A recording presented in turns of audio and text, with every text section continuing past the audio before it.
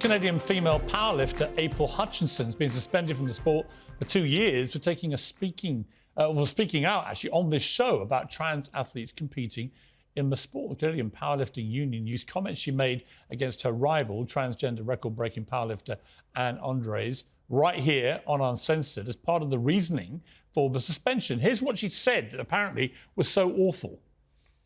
So he is a 40-year-old, 6 foot, 250-pound man. Well, that national record that he broke, athletes have been chasing that for years. So it just goes to show the advantages, the physiological advantages that a male has over a female.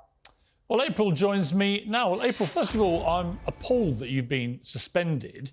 And I'm even more appalled that you've been suspended for stating what appears to be a simple fact. You were talking about the fact that a biological male who identifies now as a woman and is a trans athlete was getting an unfair advantage because of their physiology over you. For stating the bleeding obvious, you're the one now who can't compete.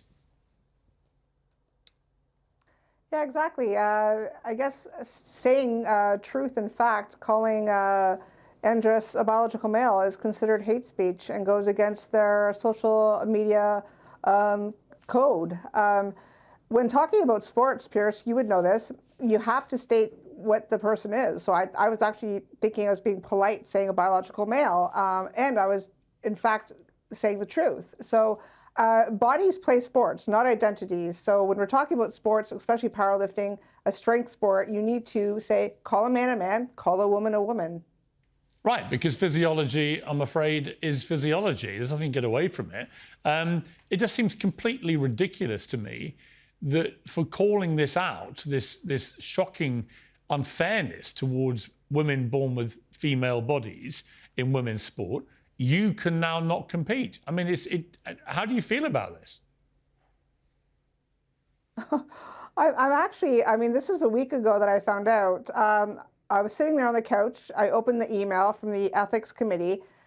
I was blown away. 2-year suspension is very harsh. It's a suspension you would give someone that got caught for doping, put it that way.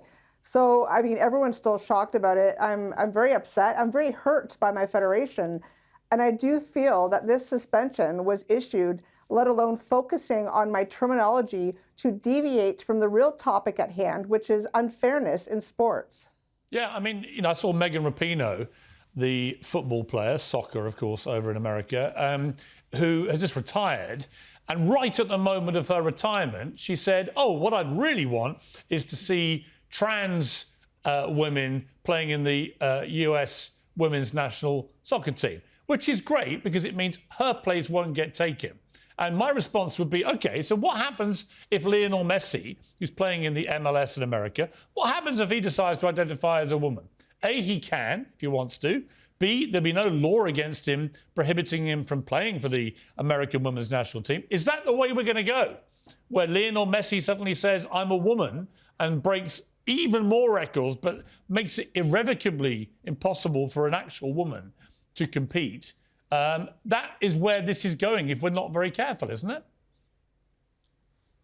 Oh, it's true. And you said it, Piers. It doesn't affect Rapinoe anymore. So have fun virtual singling. That's exactly what she's doing. Like for my sport, it affects many lifters. I know 4 lifters off the top of my head that will be competing against Anne coming up and that have a problem with it, that have actually written the federation. 2 people have dropped out. 1 person cut weight so they don't have to compete against Anne. It's not consensual. And I mean, it only takes 1 person to not consent. And the federations that are allowing this, it's disgraceful. It is disgusting that they're allowing this to happen. Yeah, but it's basically licensed cheating is what it is. And it's like saying that certain competitors can dope. If that was the case, everyone would be up in arms and saying, well, it's unfair because you get an advantage. This is unfair. You get an advantage. I mean, there's another story over here, which I know you're aware of, which has really just staggered me. A health charity in the UK that helps women specifically suffering from endometriosis, which is a condition about the lining of a womb, has now appointed as its chief executive a trans woman, so a biological male. What do you think of that? I heard that, and I mean, what a huge insult to women. You know, I went for a test the other day. I went for my first mammogram, and you know, I was just sitting there thinking, like, how would I feel if there was a man in there with me? You know, it's a very private issue. Even just going into locker rooms, women are very private. Like, I'm always covering myself up, and that's in front of women.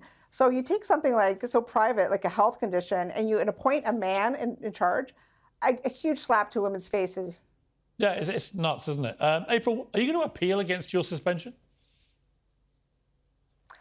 Yeah, so the first step, I have a great lawyer. Lisa Bildy is my lawyer. We will be appealing it. We do have 10 days. And then after that, we will be pursuing other legal avenues, which I can't announce right now, but we will be seeking legal action.